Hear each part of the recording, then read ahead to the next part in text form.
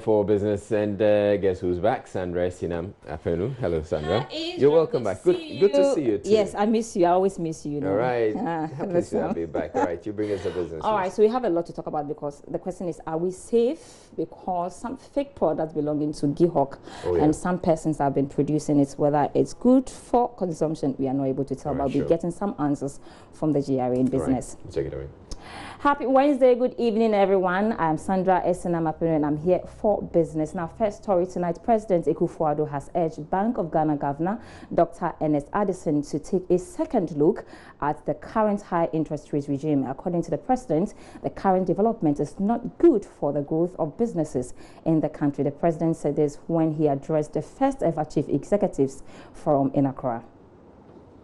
From the previous administration, a banking and financial sector that was not only undercapitalized, but many of whose activities were also characterized by fraudulent transactions, which were the result of poor management practices in several banks, as well as weak oversight by the regulator, the central bank. The governor of the central bank, the Bank of Ghana, working in collaboration with the Ministry of Finance, has introduced extensive reform to clean up the banking sector and enhance its liquidity. At the halfway stage of 2019, according to the Bank of Ghana, banking sector, after the reform, recorded a profit after tax of 1.67 billion cedi, representing year-on-year growth of 36.3% compared with 21.7% in the same period last year. In addition, I've requested the governor to interrogate the issue of high interest rates in Ghana and how the problem could be addressed to enhance the competitiveness of the private sector. Thirdly,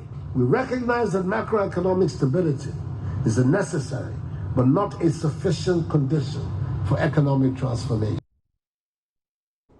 Now to our headline story, the Nungua Divisional Police Command has arrested 3 persons for producing fake GIHOC products with authentic tax stamps. Divisional Commander for Peshi, ASP Chidi Francis, says the Regional Crime Office is currently in talks with the Ghana Standards Authority to ascertain the level of harm these products could have on consumers. Charles Haite spent a day at the police station and has come through with his reports.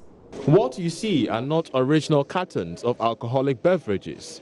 These are fake adulterated products that an unknown beverage cartel produces on a daily basis in huge cartons, bearing the signages of local beverage firm GIHOC distilleries. Divisional Commander for Peshi at Nungua, ASP Chidi Francis, says arrests were made upon months of intelligence gathering. We were able to cite the location and then make 4 arrests, and then also found in the process of production and also produced some product fake to be the product of GIHOC Ghana Limited. I must say specifically that we were able to retrieve 120 cartons of product labeled as Castle Bridge drink, 90 boxes, empty boxes or cartons that has empty bottles supposed to be herb freak and also Madingo. Additionally, there were also drums of some content that we believe are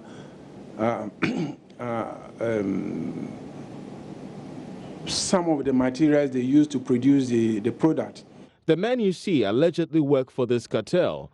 They were arrested while bottling up these products. According to the divisional commander, one worrying lead has been how they afforded original tax stamps from the Ghana Revenue Authority, GRA.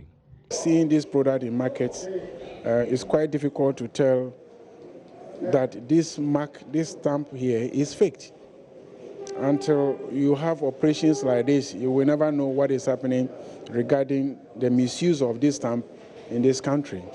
So this is all we have now. So we're here to get in touch with the GRA, inform them, and then they will help us. The worrying part of this news item is that the content of these bottles are yet to be identified, whether or not these content are harmful to human consumption, and especially when most of them are already found their way into the Ghanaian markets.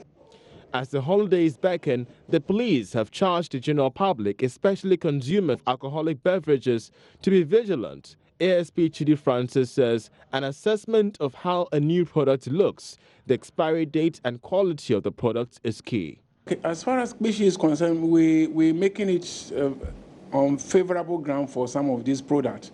We earlier carry out some of these operations, and then it was a low key, so we decided not to come into public and but rather put our house together and then gather more intelligence and then good for the kingpins instead of the innocent vendor who has one store outletting some of these products.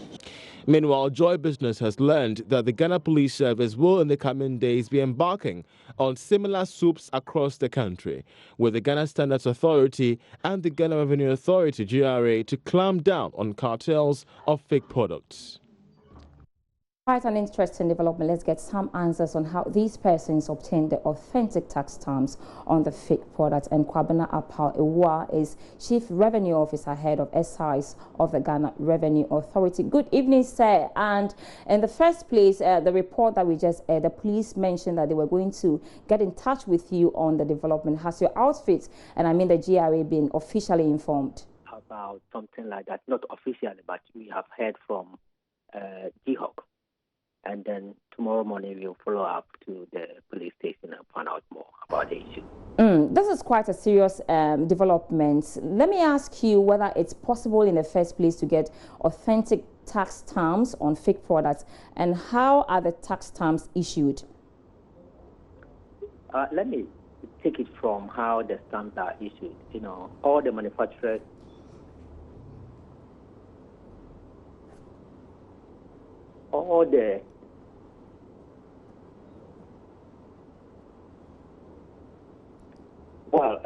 let me say that before you get a stamp, you need to register on our portal.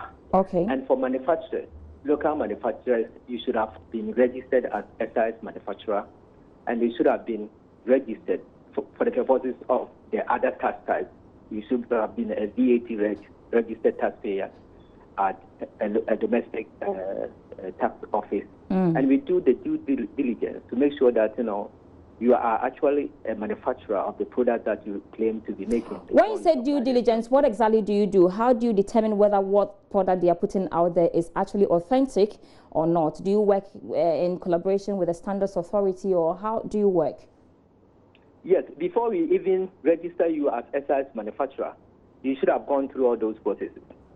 All the regulatory organizations, you should have gone there. We look at the Standards Authority. So then how is it possible to have tax stamp on fake products if you're able to do all this due diligence? And that is why we keep saying, the tax stamps are digital stamps. So you may register that you are a manufacturer of this. And in fact, most of these people may be manufacturers of a certain product. And so based on that, we will supply them the stamps. But they will go ahead and manufacture of fake other people's products and place the stamps on them. And that is why GRA in September launched the tax stamp authenticator, the Ghana tax stamp authenticator, because we know that definitely if you introduce a program like this, that is to fight counterfeiting. And then under declaration of taxes, people will try to do all kinds of things. And we said that this program, or the policy that we have introduced, will protect people's brands, because as we supply the stamps to you, the stamps are digital stamps. So we feed the stamps with your information, information about the person who is taking the stamps and all right, unfortunately, we've run out of time, but we'll definitely revisit this issue because it's a serious one, and we want to get to know how the customer or the consumer actually can be protected. But that's all for business in the first half. I'll be back with more business news after 8 p.m.